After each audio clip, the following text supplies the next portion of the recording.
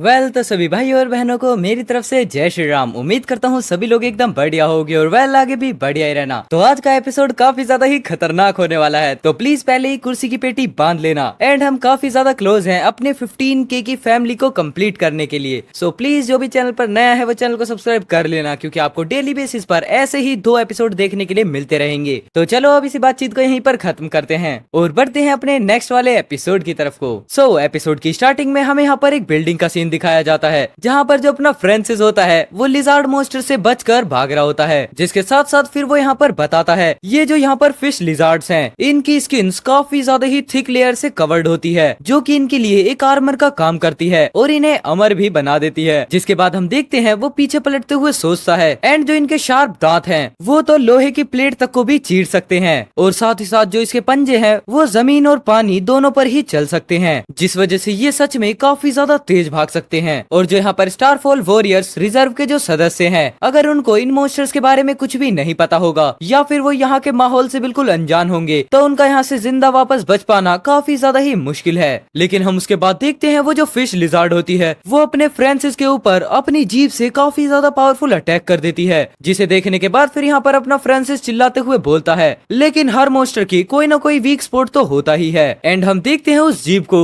जहाँ पर उसने एक दीवार को काफी ज्यादा ही पावरफुल अटैक के साथ तोड़ दिया होता है। बट बढ़िया बात ये होती है कि अपना फ्रांसिस काफी जल्दी ही इसको डॉज कर लेता है। जहाँ पर हम देखते हैं उसके बाद फ्रांसिस भागता हुआ सोचता है, मुझे इसके वीक स्पॉट पर अटैक करने के लिए थोड़ा सा चांस ढूंढना पड़ेगा। और उसके बाद हम देखते हैं वो जो फिश लिजार्ड होती है उसने वापस से अपनी जीभ से फ्रांसिस पर अटैक किया होता है। और इस मौके को देखने के बाद यहाँ पर फ्रांसिस बोलता है, और अब ये मौका है। जहाँ पर हम देखते हैं वो अपनी बो के अंदर 3 एरोज को रिलोड करता है, एंड उसके बाद वो डायरेक्टली उस पर अटैक करते हुए बोलता है, जो मुझे पहले इन्फॉर्मेशन मिली थी उसके अकॉर्डिंग इस फिश लिजार्ड की कमजोरी इसकी आंखें हैं और साथ ही ये लंबी वाली जीभ। एंड इतना बोलने के साथ ही हम यहाँ पर देखते हैं जो फ्रांसिस होता है वो अटैक कर देता है, और उसके वो अटैक सीधा जाकर लिजार्ड की जीभ के बिल्कुल आर पार हो जाते हैं। जिसे देखने के बाद यहाँ पर फ्रांसिस खुश होते हुए बोलता है, क्या ये उसे लग गए? मुझे ऐसा लगता है जैसे जो रिजर्व मेंबर्स होते हैं, अगर वो भी इन मॉन्स्टर्स को जानते हो तो वो भी आराम से ई लेवल के मॉन्स्टर्स को हरा सकते हैं। जिसके बाद हम देखते हैं वो जो फिश लिजार्ड मॉन्स्टर होता है उसकी जीभ पर वो एरोज लग चुकी होती हैं, लेकिन हम नोटिस करते हैं धीरे धीरे करके वो एरोज उसकी जीभ से बाहर निकल जाती हैं। जिसे देखने के बाद यहाँ पर जो अपना फ्रांसिस होता है वो एकदम से सुन पड़ जाता है, और उसके बाद फिर वो सोचता है, क्या तीर बाहर निकल गए? एंड इतना सोचने के बाद फिर हम यहाँ पर देखते हैं वो जो लिजार्ड मॉन्स्टर होता है वो डायरेक्ट यहाँ पर फ्रांसिस के ऊपर अटैक करने के लिए आगे बढ़ जाता है। और उसे देखने के बाद यहाँ पर फ्रांसिस सोचता है, एक नॉर्मल वेपन से इसके वीक स्पॉट्स पर अटैक करने के बावजूद इस पर उसका कोई भी इफेक्ट नहीं पड़ता। एंड उसके बाद हम देखते हैं वो जो फिश लिजार्ड मॉन्स्टर होता है वो डायरेक्ट ही फ्रांसिस के ऊपर अटैक कर देता है। बट हम यहाँ पर देखते हैं फ्रांसिस की स्पीड अच्छा होने की वजह से वो काफी ज्यादा तेजी से उस अटैक को डॉज कर लेता है। एंड उसके बाद फिर वो पीछे पलट कर सोचता है, क्या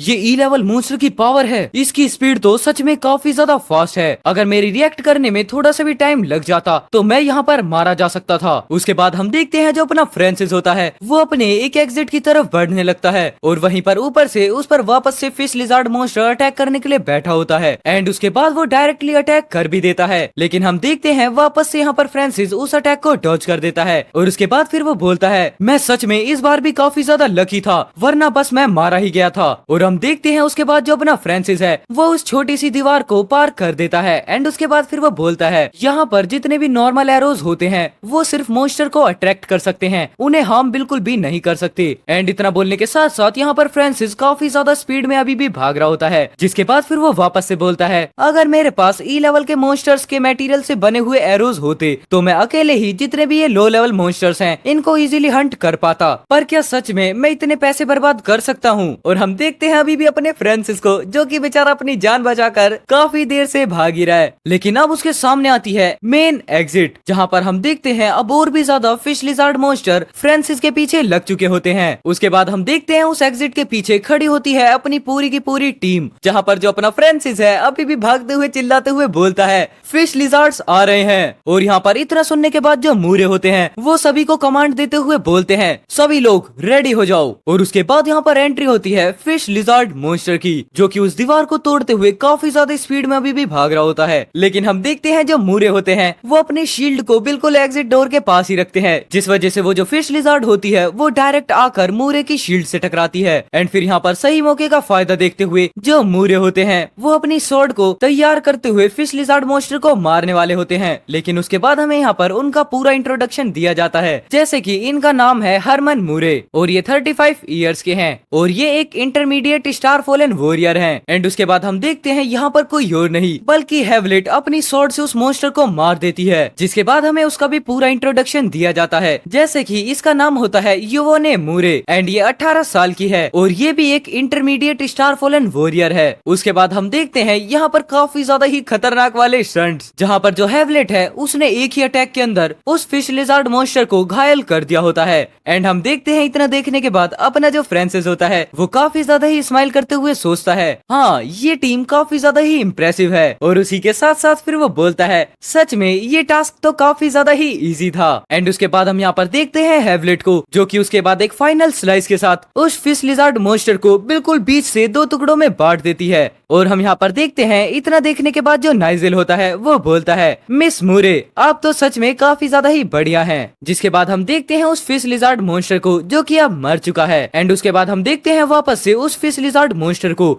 जो कि शेक करना वापस से स्टार्ट हो जाता है एंड अपने आधे शरीर के साथ ही वो वापस से इन पर अटैक कर देता है। और यहाँ पर इस चीज को देखने के बाद जो नाइजेल होता है वो घबराते हुए बोलता है, क्या ई लेवल मॉन्स्टर वापस से जिंदा हो गया। जिसके बाद हम देखते हैं यहाँ पर फ्रंट लाइन के अंदर नाइजेल और अपना फ्रांसिस खड़ा होता है और यहाँ पर इसको अपनी तरफ आते हुए देख नाइजेल काफी ज्यादा ही घबराते हुए बोलता है, ये काफी ज्यादा खतरनाक है, जल्दी यहाँ से हट जाओ। बट हम देखते हैं इतना बोलने के साथ ही जो नाइजेल होता है वो अपने फ्रांसिस को आगे की तरफ धक्का दे देता है और उसके साथ साथ वो बोलता है, कैनन फोडर अब तुम्हारी बारी आ चुकी है। एंड हम यहाँ पर देखते हैं जो अपना फ्रांसिस होता है वो बिल्कुल फिश लिजार्ड मॉन्स्टर के मुंह के एकदम सामने आ जाता है, लेकिन तभी वो अपनी स्पीड का यूज करते हुए अचानक से ही उससे दूर हो जाता है और उसी के साथ साथ वो अपने हाथ पे लगे हुए उन वेपन्स को या फिर बोले छोटे छोटे एरोस को उस मॉन्स्टर की तरफ फेंक देता है। एंड उसकी वजह से वो जो मॉन्स्टर होता है उसे बिल्कुल भी रिएक्ट करने का टाइम नहीं मिलता और वो छोटी एरो जाकर सीधा उसकी आंख पर लगती है एंड बाकी बचा हुआ काम अपनी हेवलेट कर देती है, जहाँ वो वापस से सीधा जाते ही उस मॉन्स्टर पर एक और स्लाइस अटैक कर देती है। जिसके बाद हमें यहाँ पर दिखाया जाता है सिर्फ खून और साथ ही साथ उस खून की छींटे अपने फ्रांसिस पर भी आती हैं। बट उसके बाद हम देखते हैं जो फ्रांसिस का पेंडेंट होता है वो काफी ज्यादा ही ग्लो करते हुए बोलता है, तुमने पहली बार ई लेवल के मॉन्स्टर को मारा है, जिस वजह से जो सिस्टम है वो एक्टिवेट हो चुका है और वो अपने आप को अब होस्ट के अकॉर्डिंग स्टार्ट कर रहा है, प्लीज थोड़ा सा वेट करें। एंड उसके बाद हम देखते हैं यहाँ पर ये सब कुछ सुनने के बाद जो अपना फ्रांसिस होता है वो काफी ज्यादा शॉक हो जाता है और उसके बाद फिर वो बोलता है, क्या आखिरकार ये कैसी आवाज थी, क्या ये कोई इल्यूजन था। एंड वेल यहाँ पर अपने मांगा के अंदर अपने फ्रांसिस का सिस्टम भी एक्टिवेट हो चुका है, जहाँ पर अब मांगा में आगे बढ़ने पर और भी ज्यादा इंटरेस्टिंग वाला मजा आने वाला है। तो प्लीज इसी बात पर वीडियो को लाइक कर देना। चलो कंटिन्यू करते हैं। फिर उसके बाद हम यहाँ पर देखते हैं हेवलेट को जो कि नाइजेल से बोलती है, नाइजेल तुम इस मॉन्स्टर की क्रॉप से डील करो और उसके एसेंस स्कोर को निकाल लो। और उसके बाद हम देखते हैं यहाँ पर अपने फ्रांसिस को जो कि एक पिलर के सहारे बैठा होता है, लेकिन उसके बाद हम यहाँ पर देखते हैं नाइजेल को जो कि बोलता है, क्या सच में ये मेरा काम नहीं है। बट उसके बाद हम यहाँ पर देखते हैं हेवलेट को जो कि काफी ज्यादा ही गुस्से में बोलती है, क्या तुम्हें सच में ये लगता है कि जो भी तुमने किया है क्या उसके बारे में मैं नहीं जानती। एंड इतना बोलने के साथ साथ वो यहाँ पर अपने स्वॉर्ड को भी पकड़ लेती है। एंड वेल उसके बाद यहाँ पर अपना सीन शिफ्ट होता है, जहाँ पर हम देखते हैं जितने भी जूनियर स्टार फॉलन वॉरियर्स होते हैं वो सभी आग जलाकर आसपास बैठे होते हैं। लेकिन उसके बाद यहाँ पर अपनी हेवलेट फ्रांसिस के पास जाती है और बोलती है, ये हमारा न्यू टाइप का एक आर्मर राशन है जो कि तुम्हारी एनर्जी को काफी ज्यादा ही क्विकली रिस्टोर कर देगा, लो थोड़ा सा ले लो। एंड उसी के साथ साथ फिर यहाँ पर हेवलेट बोलती है, तुम सच में काफी ज्यादा ही बढ़िया स्काउट हो। जिसे सुनने के बाद यहाँ पर जो अपना फ्रांसिस होता है वो काफी ज्यादा खुश होते हुए बोलता है, आपका काफी ज्यादा शुक्रिया। एंड फिर वो मन में सोचने लगता है, ये बाहर से जितनी ज्यादा रफ दिखती है सच में ये उतनी है नहीं। और हम देखते हैं वहाँ पर नाइजेल को जो कि उस मॉन्स्टर की क्रॉप्स को इकट्ठा करने का काम कर रहा होता है। और उसके बाद फिर वो बोलता है, फ्रांसिस मुझे तुमसे बिल्कुल भी एक्सपेक्टेशंस नहीं थी कि तुम मॉन्स्टर्स को अपनी तरफ अट्रैक्ट करने में इतने ज्यादा बढ़िया होगे। जिसके साथ साथ वो अपने मन में सोच रहा होता है, डैम इट, इसने तो मुझे बेवकूफ बना दिया। एंड उसके बाद फिर वो वापस से कंटिन्यू करते हुए बोलता है, लेकिन अनफॉर्चुनेटली मुझे ऐसा लगता है तुम्हारी करंट सिचुएशन को देखते हुए तुम अपनी पूरी लाइफ के अंदर एक इंटरमीडिएट स्टार फॉलन वॉरियर शायद मुश्किल ही बन पाओ। और अगर तुम फिर भी पैसा कमाना चाहते हो तो तुम्हें हमेशा कैनन फोडर ही बनना होगा, जिसकी वजह से तुम दूसरी टीम से भी जुड़ सकते हो। वेल एक बारी मैं यहाँ पर क्लियर करते हुए बता दूं, जो कैनन फोडर का मतलब है वो है चारा, मतलब कि मॉन्स्टर्स का चारा। लेकिन हम देखते हैं इतना सुनने के बाद जो हैवलेट होती है उसे ये सब कुछ बिल्कुल भी अच्छा नहीं लगता और फिर उसके बाद वो नाइजेल से बोलती है, नाइजेल चुप कर जाओ। जिसके बाद फिर यहाँ पर नाइजेल बोलता है, मुझे माफ करना, मैं तो बस यहाँ पर सच ही बता रहा था। और उसके बाद हम देखते हैं यहाँ पर जितने भी मेंबर्स होते हैं वो सभी भी इस बात पर हंसने लगते हैं। बट उसके बाद फिर यहाँ पर जो मूरे होते हैं वो अपने फ्रांसिस के पास जाते हैं एंड उसके बाद फिर वो बोलते हैं, तुम इस चीज का बिल्कुल भी बुरा मत मानना, नाइजेल बस यहाँ पर मजाक कर रहा है। लेकिन हम यहाँ पर देखते हैं जो अपना फ्रांसिस होता है वो अपने मन में सोचने लगता है, यहाँ पर इतने दयालु बनने की कोशिश मत करो, मुझे अच्छे तरीके से पता है कि नाइजेल ने उस फाइट के अंदर आखिरकार क्या किया था। एंड वेल इसके साथ यहाँ पर अपना सीन शिफ्ट होता है जहाँ पर अभी के टाइम पर रात हो चुकी होती है और हम देखते हैं कोई चलते हुए आता है, जिसे देखने के बाद यहाँ पर अपना फ्रांसिस बोलता है, मिस मुरे मैं यहाँ पर गार्डिंग कर रहा हूँ तो प्लीज आप जाकर रेस्ट कर लीजिए, क्योंकि वैसे भी इस बैटल के अंदर मैं ज्यादा हेल्प तो नहीं कर पाया। बट हम देखते हैं उसके बाद यहाँ पर हैवलेट बोलती है, हमारे एग्रीमेंट के अकॉर्डिंग हमें पेट्रोलिंग के लिए 2 पीपल्स की जरूरत होती है, तो बस मैं यहाँ पर अपने एग्रीमेंट को ही फॉलो कर रही हूँ। और इतना सुनने के बाद यहाँ पर जब अपना फ्रांसिस होता है फिर वो बोलता है, हाँ तुम्हारे एसेंट से मुझे ऐसा लगता है कि तुम जारिन सिटी से हो, लेकिन आखिरकार आप यहाँ पर ई लेवल मॉन्स्टर्स के लायर्स में कर क्या रही हैं, जो कि जेल्फरी सिटी में है। उसके बाद हमें यहाँ पर बताया जाता है जो ज़ेरिन सिटी है वो नॉर्थ में है, जहाँ पर सबसे पहले ही मॉन्स्टर्स अपीयर हुए थे और उसके बाद धीरे धीरे उनकी तादाद बढ़ती ही चली गई। लेकिन हम देखते हैं उसके बाद यहाँ पर हैवलेट बताती हैं, ये जो सिचुएशन है ये मेरे परिवार में एक अडल्ट की ट्रायल है और ये उसी का पार्ट है। और इतना बताने के बाद फिर यहाँ पर हैवलेट बोलती हैं, लेकिन आखिरकार तुम्हारा क्या, तुम्हारा यहाँ पर होना तो काफी ज्यादा ही डेंजरस है। एंड उसके बाद हम देखते हैं फिर अपना फ्रांसिस यहाँ पर बताने लगता है, वो मैं एंड हम देखते हैं ये बात कंप्लीट नहीं हो पाती। उसी के बाद यहाँ पर जहाँ पर ये दोनों खड़े होते हैं वहाँ पर पूरी की पूरी धरती ही एकदम से क्रैक हो जाती है, जिसे देखने के बाद यहाँ पर हैवलेट और फ्रांसिस काफी ज्यादा ही शॉक हो जाते हैं। जिसके बाद हम देखते हैं ये दोनों काफी ज्यादा ही स्पीड में जमीन के नीचे गिरने लगते हैं एंड यहाँ पर ये हेल्प के लिए तो चिल्लाते हैं बट उससे कोई भी फर्क नहीं पड़ता।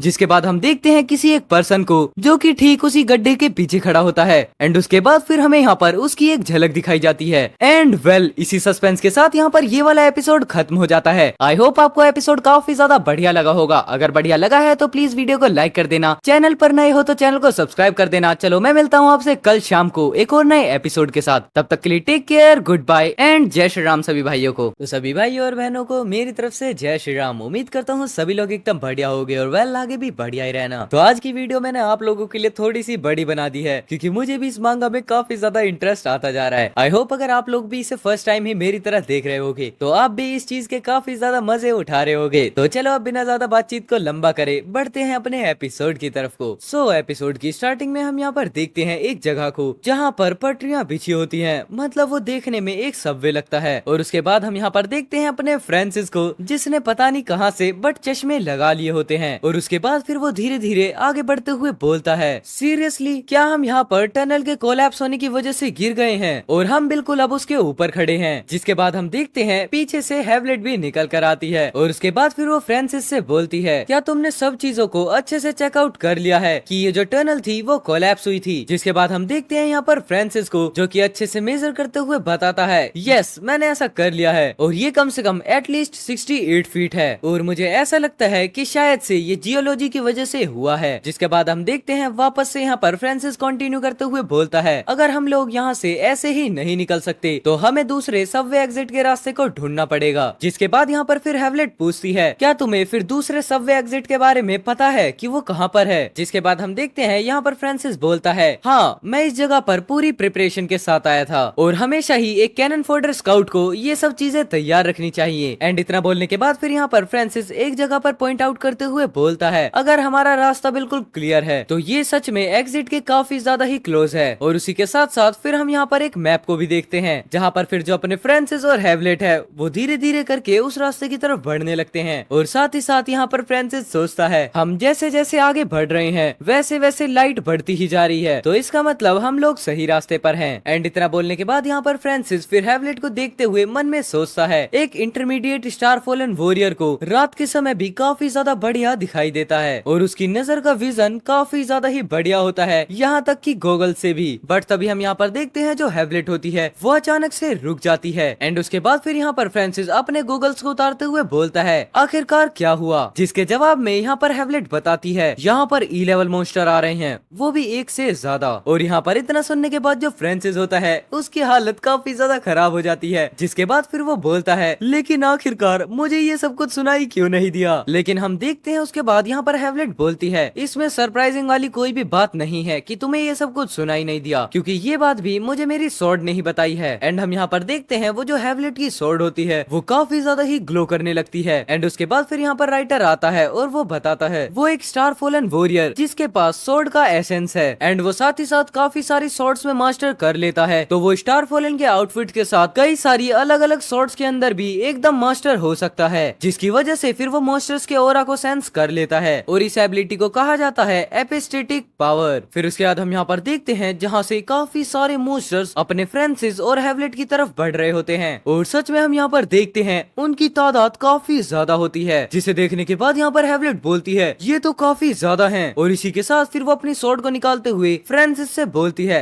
तो मुझसे थोड़ा दूर ही रहना। और उसके बाद फिर वो लगातार मॉन्स्टर्स पर स्लाइस लगाना स्टार्ट कर देती है, जिसके बाद हम देखते हैं अपना फ्रांसिस बोलता है क्या मैं मदद करूं, लेकिन उसके जवाब में यहाँ पर हैवलेट काफी ज्यादा चिल्लाते हुए बोलती है तुम पीछे ही रहना, अगर तुम यहाँ पर आए तो सिचुएशन और भी ज्यादा खराब हो सकती है। जिसके बाद हम देखते हैं इतना सुनने के बाद जो अपना फ्रांसिस होता है वो एकदम शांत हो जाता है, लेकिन उसी के साथ साथ जो हैवलेट है वो अभी भी लगातार मॉन्स्टर्स पर अटैक करे जा रही होती है। जिसके बाद हम देखते हैं उसके अटैकिंग फॉर्म में एक काफी ज्यादा ही ओपी वाला लुक। एंड उसे देखने के बाद यहाँ पर फ्रांसिस सोचता है ये सच में कितनी ज्यादा ही पावरफुल है, क्या ये इसकी रियल पावर है। एंड उसके बाद हम देखते हैं यहाँ पर कोई आता है और वो बोलता है अब मैं तुम्हें 1-on-1 कॉम्बैट के बारे में बताऊंगा। जिसके बाद फिर वो लेक्चर देते हुए बोलता है अगर यहाँ पर कोई एक वॉरियर एक से ज्यादा मॉन्स्टर्स के साथ लड़ता है तो वो सीनियर स्टार फॉलन वॉरियर होता है। एंड हम देखते हैं उसके बाद इसी हिसाब से सभी कैटेगरीज को बांट दिया जाता है, जैसे कि F लेवल को जूनियर स्टार फॉलन वॉरियर से और E लेवल मॉन्स्टर्स को intermediate star fallen warrior and A और D लेवल मॉन्स्टर्स को सीनियर स्टार फॉलन वॉरियर से। एंड उसके बाद हम देखते हैं वापस से अपने फ्रांसिस को जो कि सोचता है अगर यहाँ पर कोई एक वॉरियर एक से ज्यादा मॉन्स्टर्स के साथ फाइट करता है तो उसे सीनियर स्टार फॉलन वॉरियर कहा जाता है। और उसी के साथ साथ यहाँ पर जो हैवलेट है वो अभी भी मॉन्स्टर्स से फाइट कर रही होती है, जिसके बाद वो वापस से एक मॉन्स्टर का सर धड़ से अलग कर देती है। लेकिन हम नोटिस करते हैं वो जो सर होता है वो धीरे धीरे करके अपने फ्रांसिस की तरफ ही आगे बढ़ने लगता है, जिसे देखने के बाद यहाँ पर फ्रांसिस चिल्लाकर बोलता है क्या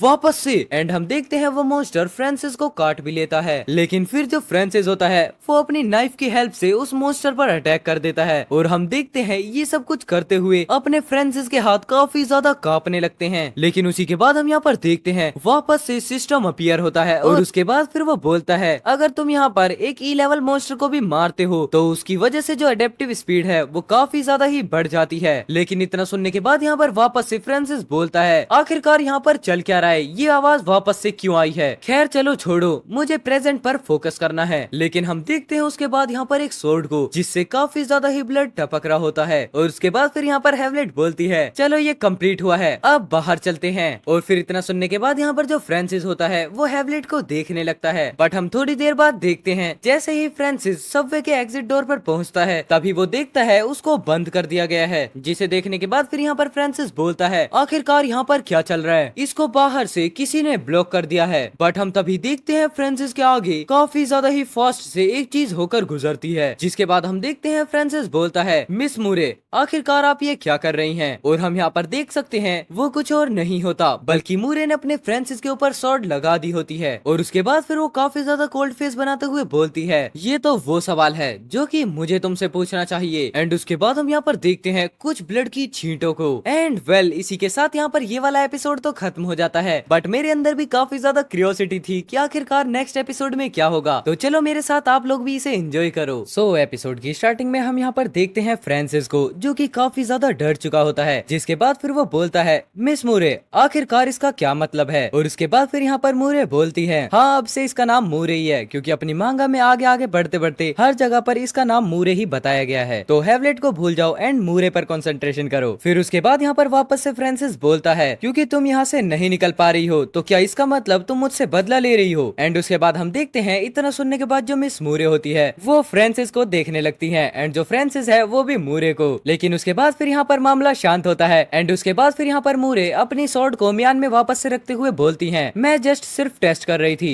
फिर उसके बाद यहाँ पर फ्रांसिस बोलता है मुझे ऐसा लगता है कि ये जो टनल थी वो गिर गई और यहाँ से निकलने के रास्ते बंद हो गई, ये कोई एक्सीडेंट तो नहीं है, इसका मतलब ये किसी ने जानबूझकर किया है। फिर उसके बाद यहाँ पर पर मूरे घूमते हुए बोलती है, ये सारे के सारे ट्रैप्स मेरे लिए थे, मुझे माफ करना फ्रांसिस, मेरी वजह से तुम भी इसमें पड़ गए। जिसके बाद फिर यहाँ पर मूरे बताती हैं क्योंकि जो स्टार फॉलन फैमिलीज हैं उसके अंदर आपस में ही झगड़ा होता रहता है। फिर उसके बाद यहाँ पर कहानी सुनाने वाला आता है और वो बताता है जब से यहाँ पर स्टार फॉलन वॉरियर्स पैदा हुए हैं, जिन भी फैमिलीज में ज्यादातर स्टार फॉलन वॉरियर्स होते हैं उन्हें ही स्टार फॉलन फैमिलीज कहते हैं। उसके बाद फिर वो वापस से बोलता है यहाँ पर स्टार फॉलन फैमिलीज के भी बिल्कुल सेम रूल है जैसे कि इस दुनिया के हैं, मतलब कि कमजोर मरते हैं और ताकतवर बच जाते हैं। जिसके बाद हम यहाँ पर देखते हैं मूरे को जो कि आगे बढ़ते हुए बोलती है, फ्रांसिस क्या यहाँ पर कोई और रास्ता है निकलने का, जैसे कि कोई छुपा हुआ एग्जिट। एंड उसके बाद हम देखते हैं इतना सुनने के बाद जो अपना फ्रांसिस होता है वो अपनी एक स्किल का यूज करता है जिसकी वजह से वो अपने आसपास की सभी जगह को स्कैन करने लगता है। और इतना करने के बाद ही वो अचानक से ही काफी ज्यादा शॉक हो जाता है और फिर वो भागते हुए बोलता है, मैंने उसका पता लगा लिया है, वो सबवे का एंट्रेंस जो हम आते वक्त पार करके आए थे, मुझे पता है कि वो ब्लॉक था